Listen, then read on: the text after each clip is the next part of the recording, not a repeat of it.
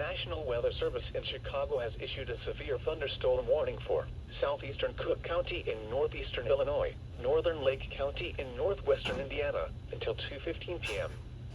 At 1:20 p.m., a severe thunderstorm was located over Riverdale, or over Roseland, moving southeast at 30 miles per hour.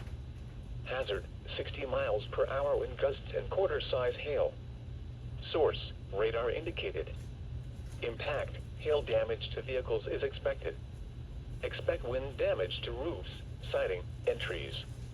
Locations impacted include Chicago, Hammond, Gary, Oak Lawn, Calumet City, Portage, Merrillville, Chicago Heights, Roseland, South Shore, East Chicago, Cherville, Hobart, Lansing, Harvey, Highland, Blue Island, Munster, Dolton, Homewood, Alsip, Steger, Chatham, Auburn, Gresham, and South Holland.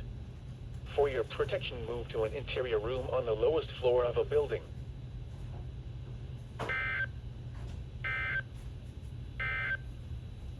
A severe thunder